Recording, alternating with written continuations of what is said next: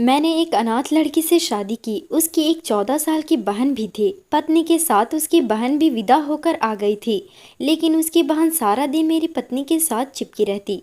मुझे उस पर बड़ा गुस्सा आता क्योंकि वो रात को भी हमारे कमरे में ही सोती थी। मैंने अपनी पत्नी पर गुस्सा किया और जब रात को उसकी बहन कमरे में आई तो मैंने ज़बरदस्ती उसे दूसरे कमरे में बंद कर दिया और फिर कमरे में वापस लौटा तो मेरी जान निकल गई। मेरी पत्नी की बहन बहुत अजीब सी थी। वह हर वक्त डरी सहमी सी रहती और अपनी बहन के साथ चिपकी रहती थी। मुझे उस पर बहुत गुस्सा आता था। मैंने सोच लिया था कि उससे तो जान छुड़वा कर ही रहूँगा। एक दिन मैं अपनी पत्नी से बहस करके उसे एक कमरे में ही बंद कर दिया और जब मैं अपने कमरे में पहुँचा तो दंग रह गया क्योंकि वहाँ तो मैं शादी की रात अपने कमरे में आया तो बहुत खुश था। मैंने मुंह दिखाई का गिफ्ट खरीदा था। मैं एक प्यारा सा झुमका खरीद लाया था क्योंकि जानता था कि लड़कियां इस तरह के तोहफे बहुत पसंद करती हैं। मैं बहुत खुशी से अपनी पत्नी पास जा रहा था। जब मैंने अपने कमरे का दरवाज़ा खोला तो हैरान रह गया। सामने का मंजर देखकर मेरे तो होश उड़ गए। सामने का मंजर बहुत ही खौफनाक था। मेरी पत्नी की 14 साल की बहन उसके साथ चिपक कर बैठी थी और रोती चली जा रही थी। चुप होने का नाम ही नहीं ले रही थी, लगातार रोए जा रही थी। वह काफ़ी ज़ोर ज़ोर से रो रही थी। उसे देखकर मेरी पत्नी शीतल परेशान हो गई थी। उसने अपनी बहन को डांट कर खामोश करवाया था। मैं आगे बढ़ा और बोला, शीतल क्या हुआ है इसे? इसकी तबीयत तो ठीक है ना? शीतल बोली, ठीक है, ये बस सोचकर परेशान हो गई है कि मैं अपनी नई ज़िंदगी शुरू करने जा रही हूँ, तो इसका क्या होगा। मेरा दिल दुख गया था। मैं आगे बढ़कर रीता के सर पर हाथ फेरा और बोला कि तुम भी बहन हो, तुम इसी घर में हमारे साथ रहोगी। मुकेश बोले, देखा तुमने यह बात रीता को नहीं बताई थी क्या? वह बोली, मैं इसको बता चुकी हूँ, मगर बच्ची है ना, इसलिए ये बातें इसको अभी समझ नहीं आ रही है। वक्त गुजरेगा तो खुद ब खुद समझ जाएगी। तो शीतल डरते डरते बोली, मुकेश एक बात कहूँ? मैं मुस्कुराकर उसे देखा और बोला, तुम्हें परमिशन लेने की ज़रूरत नहीं है। लेकिन उसकी बात सुनकर मैं एकदम हैरान रह गया था। वो बोली, मुकेश मैं रीता को अपने साथ सुलाना चाहती हूँ। जब तक कि ये संभल नहीं जाती मेरे साथ ही सो जाया करेगी। ये माँ बाबा के मरने के बाद अकेले बहुत डरती है। ज़रा ज़रा सी बात की टेंशन लेकर बीमार पड़ जाती है। मेरी अपनी नई नई शादी हुई है, मैं कहाँ अस्पतालों के चक्कर खाती रहूँगी। मैं शीतल की बात समझ गया था। मैंने कहा, ठीक है, तुम दोनों बहनें इसी कमरे में सो जाओ, मैं दूसरे कमरे में चला जाता हूँ। शीतल उठकर मेरे पास आई और बोली, मैं हमेशा आपकी आभारी रहूँगी। आपने मुझ पर बहुत बड़ी मेहरबानी की है। मेरी आपसे गुजारिश है कि आप घर में किसी को भी मालूम ना होने दीजिएगा कि आप दूसरे कमरे में सो रहे हैं। आप फिक्र ना करें, जल्द ही रीता ठीक हो जाएगी तो अपनी ज़िद छोड़ देगी। मैं मुस्कुरा कर बोला, शीतल तुम्हें टेंशन लेने की ज़रूरत नहीं है। मैं तुम्हारी सिचुएशन समझता हूँ। वैसे भी कल तक मेहमान वापस लौट जाएंगे, फिर हम तीनों ही इस घर में रहेंगे। इतना कहकर मैं डरी सहमी सी रीता पर नज़र डालकर बाहर निकल गया था। शीतल को तसल्ली तो दे दिया था, मगर खुद को तसल्ली कैसे देता। मेरे दिमाग में बार बार यही सवाल आ रहा था कि क्या रीता यूं ही हमेशा मेरी खुशियों के बीच रहेगी। मैंने हाँ करके अपना ही नुकसान तो नहीं कर डाला, मगर मैंने बड़ी कोशिशों से अपने दिमाग से सारी बातें हटा दी थी। मैं जानता था कि बच्चे ऐसे ही होते हैं, वह गवारा नहीं करते कि उनके करीबी इंसान किसी और के साथ बात करे। इसलिए मैं रीता का भरपूर ख्याल रखने लगा था। वो बड़ी मासूम सी डरी सहमी सी लड़की थी। इस तरह के बच्चों पर तो वैसे भी मुझे बड़ा तरस आता था। मैं यही सोचकर परेशान हो जाता था कि ना जाने इसने अपनी ज़िंदगी में क्या कुछ सहा है जो ऐसी हो गई है। रीता शीतल से भी खूबसूरत थी। हमारी शादी को पूरे 1-2 हफ्ता हो गया था। रीता अभी भी शीतल के साथ ही सोती थी, जबकि मैं दूसरे कमरे में पड़ा रहता था। एक दिन मैं रीता के लिए एक बैग ले आया था। किताबें तो नहीं, क्योंकि मुझे नहीं पता था कि वो किस क्लास में पढ़ती है। मैं घर पहुंचा तो शीतल घर के कामकाज कर रही थी, जबकि रीता चारपाई पर बैठकर अपनी बहन को देख रही थी। मैं अपने चेहरे पर मुस्कुराहट सजाकर रीता के पास पड़ी कुर्सी पर जाकर बैठ गया। शीतल की नज़र मुझ पर पड़ी तो वह भागकर मेरे पास आकर खड़ी हो गई थी। उसका चेहरा रेड हो गया था। मैंने उसे इग्नोर किया और रीता की तरफ देखकर बोला, रीता देखो, मैं तुम्हारे लिए गिफ्ट लेकर आया हूँ। रीता मुझे देखकर रोने लगी और भागकर अपनी बहन के पीछे जाकर छुप गई। मैं हैरान रह गया, आखिर ऐसा क्यों करती है? वह हमेशा खुद को यह छुपा कर क्यों रखती है? मगर मैं यह नहीं जानता था कि जब मेरी इस क्यों का जवाब मिलेगा तो मुझे खुद कितना बड़ा धक्का लगेगा। मैं उठकर खड़ा हो गया और बोला, रीता बेटी इधर आओ, मेरी बात सुनो, मैं तुम्हारे लिए बैग लाया हूँ। मेरी आवाज़ सुनकर रीता रोने लगी थी। मैं सवालिया नज़रों से शीतल की तरफ देखा तो मुझे बड़े गुस्से में लगी। वो बोली, मुकेश आपकी बड़ी मेहरबानी होगी, आप मेरी बहन से दूर रहें, आप मेरे पति हैं, मगर रीता के लिए तो आप गैर हो ना, इसलिए आप इसे बार बार बात करने की कोशिश ना किया करें। मुझे शीतल की बात बहुत बुरी लगी थी। मैं तो रीता को अपनी छोटी बहन समझने लगा था, मगर शीतल का रवैया मुझे बड़ा परेशान किया। मैं भी गुस्से में आ गया था। मैं बोला, अगर तुम्हें रीता का इतना ही ख्याल है तो अपनी बहन को एक गैर मर्द के घर अपने साथ लाई ही क्यों। इतना कहकर मैं दरवाज़ा ज़ोर से बंद करके कमरे से बाहर चला गया था। बाहर निकलकर मैं सड़कों पर घूम रहा था। मुझे रह रहकर अपने व्यवहार पर शर्मिंदगी हो रही थी। तूफान मेरे घर जबरदस्ती तो नहीं आई थी ना, जो मैं उसको फेरने लगा था। वो तो मेरे कहने पर मेरे घर आई थी। घर में बस हम 3 लोग ही तो हैं। इससे पहले मेरे घर पर खामोशी और सन्नाटा रहता था। मेरी माँ की तो 3 साल पहले ही मृत्यु हो गई थी। उनके गुजर जाने के बाद जिंदगी ने मुझे कड़ी धूप मिलाकर खड़ा किया था। घर की सारी जिम्मेदारियां मुझ पर थी और घर में अकेला रहता था, इसलिए कोई काम वाली भी मेरे घर काम करने की हिम्मत नहीं रखती थी। हमारे एक दोस्त ने शादी का मशवरा दिया तो मैंने अपने रिश्ते की जिम्मेदारी भी उसी पर डाल दी थी। मेरी दोस्त ने ही मुझे बताया था कि उसके जानने वालों में एक अनाथ लड़की है जिसका नाम शीतल है। उसने बताया कि शीतल के साथ उसकी एक बहन भी है, जो शीतल के साथ वो भी विदा होकर घर आएगी। तुम उसकी पढ़ाई लिखाई खाने पीने पर जितना भी पैसा लगाओगे तुम्हारे लिए उतना ही अच्छा होगा। फिर लड़कियों को जवान होने में वक्त ही कितना लगता है। मैं खुशी खुशी तैयार हो गया। मुझे कोई परेशानी नहीं थी। मैंने खुले दिल के साथ हामी भर ली थी, क्योंकि भगवान ने मुझे इतना दिया था कि आसानी से मैं अपनी पत्नी और उसकी बहन का भी खर्चा उठा सकता था। मगर मैं कहाँ जानता था कि रीता तो एक अजीब किस्म की बच्ची होगी और मेरे लिए गले की हड्डी बन जाएगी, जो मुझसे ना निगला जा सकेगा ना ही निकाली जा सकेगी। लेकिन मैंने फैसला किया था कि मैं कुछ दिन सब्र से काम लेकर देखता हूँ रीता का रवैया ठीक है या नहीं, फिर मैं कुछ करूँगा। मैं रात को घर लौटने लगा तो होटल से खाना भी ले गया था। मैं जानता था कि शीतल मुझसे बहुत गुस्सा होगी। मैं उसकी नाराज़गी दूर करना चाहता था। मैं घर के दरवाजे पर खड़ा था, जबकि मेरे कानों में रीता की आवाज़ ज़ोर ज़ोर से मेरे कानों तक आ रही थी। वह कह रही थी, देखो अब तुम्हारी डिवोर्स हो जाएगी तो मेरे साथ वापस चलोगी, जहाँ सिर्फ तुम और मैं रहूँगी। फिर हम दोनों के बीच किसी दूसरे को बर्दाश्त नहीं करना पड़ेगा। शीतल एकदम गुस्से से बोली थी, अपनी बकवास बंद करो। रीता की हंसी की आवाज़ आई थी। फिर वो बोली, अब तो घर में तुम्हारा खड़ूस पति भी नहीं है, अब तुम मुझे मेरे असली नाम से पुकारो। रीता की बात सुनकर हैरान रह गया था। रीता का कोई नाम भी था क्या जो मुझसे छुपाया गया था? लेकिन क्यों मेरे दिमाग में इतनी सवाल आ रही थी कि अब मुझे घुटन होने लगी थी। मैंने दरवाज़ा खोला और घर में दाखिल हो गया। शीतल की नज़र मुझ पर पड़ी तो वह भागकर मेरे पास आई और बोली, मुकेश आप कहाँ रह गए थे? मैं आपकी फिक्र में घिरती जा रही थी। मैं यह देखकर खुश हो गया था कि शीतल के चेहरे पर नाराज़गी का नामो निशान तक न था। हम दोनों बातें कर रहे थे कि तभी रीता एक बार फिर से रोने लगी थी। वो बोली, देखो तुम इसके साथ बात मत करो, मुझे गुस्से से देखता है, तुम्हारा पति बहुत गंदा आदमी है। शीतल ने मुझे शक की नज़रों से देखा था। मैंने अपनी सफाई दी और कहा, क्यों रीता बच्चे, मैं क्यों आप पर गुस्सा करूंगा? शीतल बोली, मुकेश मैंने आपसे कहा था कि आप मेरी बहन से बात मत किया करो। इतना कहकर वह रीता को हाथ से पकड़कर अपने कमरे में ले गई और मैं अपना मुंह लेकर खड़ा रह गया था। लेकिन अब मुझे शक हो गया था, कुछ न कुछ तो गड़बड़ ज़रूर है। मैं तो रीता के नाटक को बचपना समझ बैठा था, मगर यहाँ तो कहानी ही कुछ और है। मेरे दिल में शक का बीज हो चुका था और मैंने सोचा कि अगर उस पर सख्ती करूंगा तो वो खुद ही अपना राज खोल देगी। दूसरे दिन शीतल को देखा तो हमेशा की तरह वह नाश्ता बना रही थी। तभी अचानक रुककर बोली, मुकेश आप रीता के लिए स्कूल का बस्ता क्यों लेकर आए थे?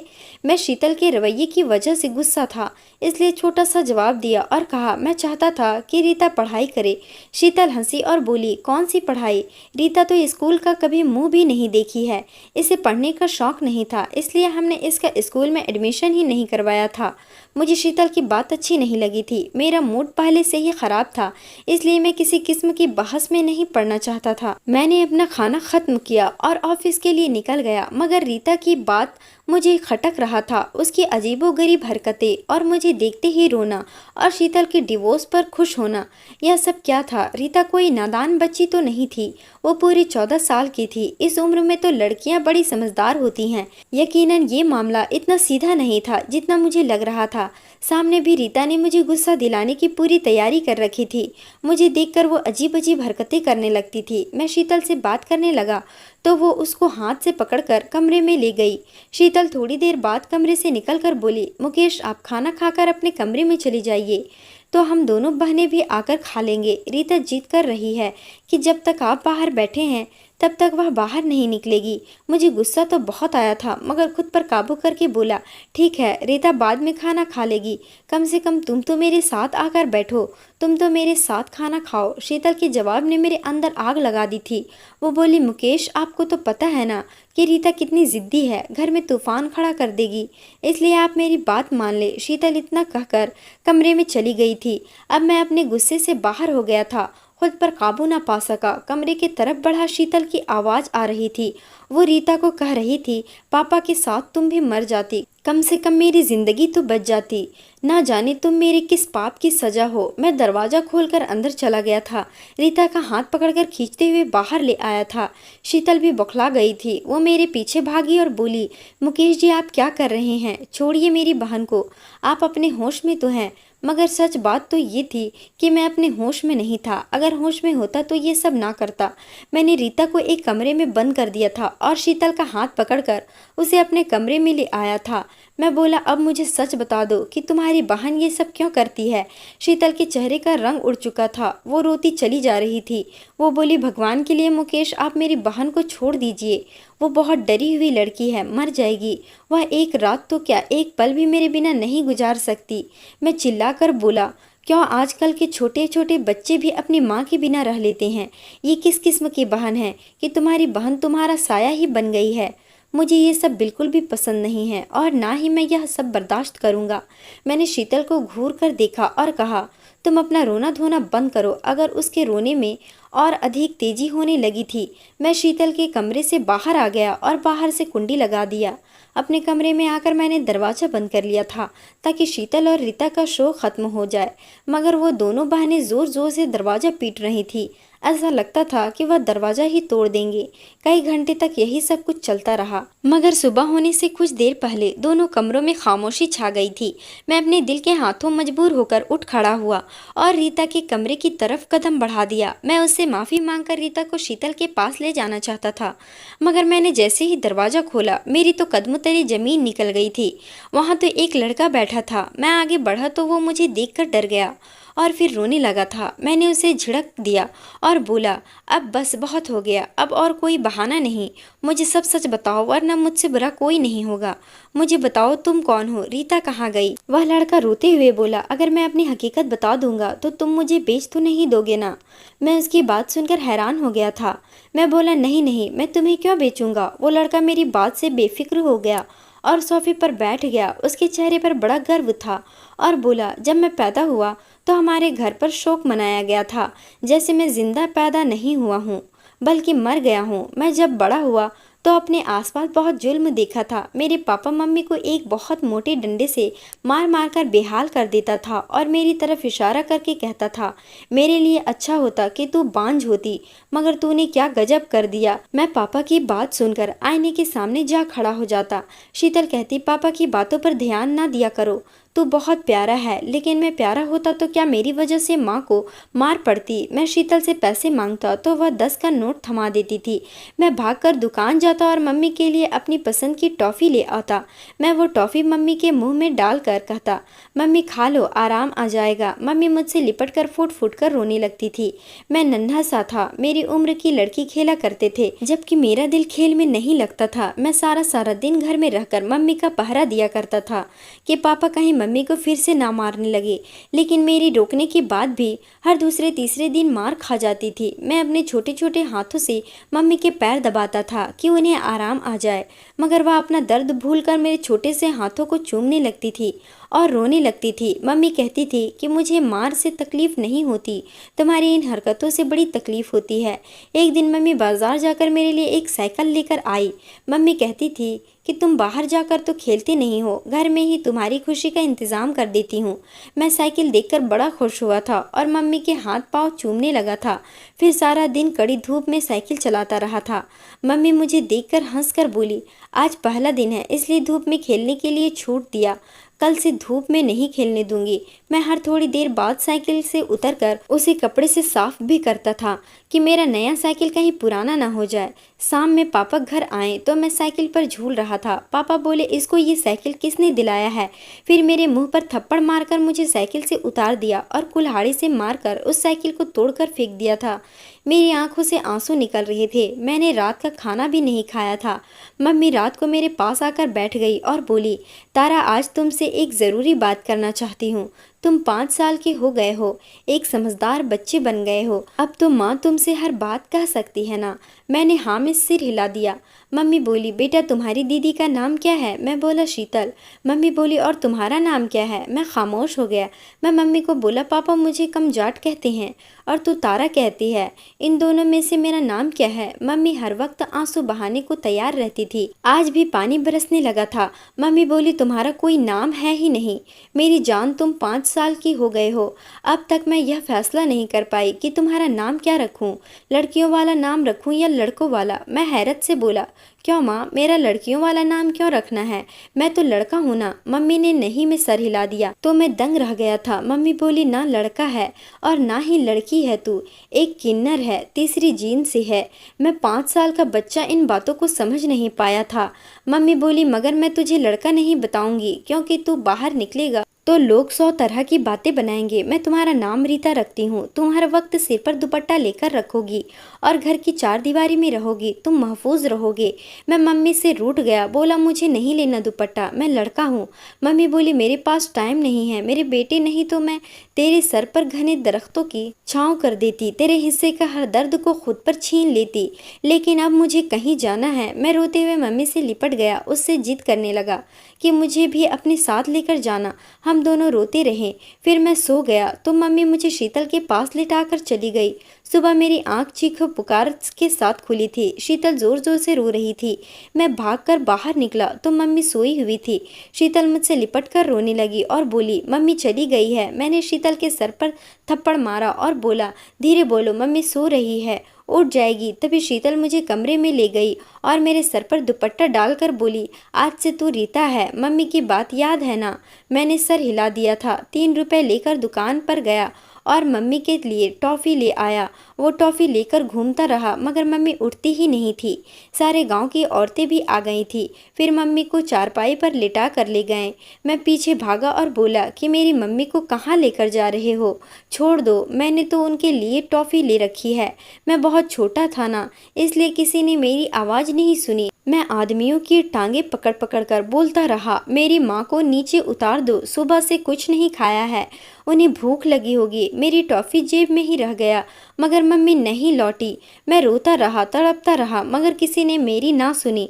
फिर एक दिन पापा भी चले गए तो हम चाची के घर आ गए। चाची भी पापा की जैसी ही जालिम थी। वह मुझे हर वक्त मारती रहती थी। अक्सर कहा करती थी कि तुझे भेज दूंगी, तुझे गुरु ले जाएगा। तभी शीतल मेरा सहारा बनती थी। चाची का बेटा मेरा मजाक उड़ाया करता था। वो मुझसे कहता था, तुम किन्नर हो, जरा नाच कर तो दिखाओ। फिर वो और चाची बड़ा हंसते थे। मैं डर जाती थी, शीतल मुझे बचाती थी। फिर इसकी शादी आपके साथ हो गई। आपकी तरफ देखकर भी मुझे डर लगता था कि कहीं आप मुझे गुरु के पास ना बेच दो। शीतल कहती थी कि आप अच्छी हैं, आप ऐसा नहीं करेंगी, मगर डर मेरे दिल के अंदर बैठ गया था।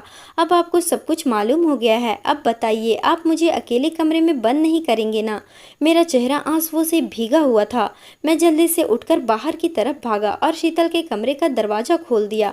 उसके कदमों में बैठकर माफ़ी मांगने लगा था।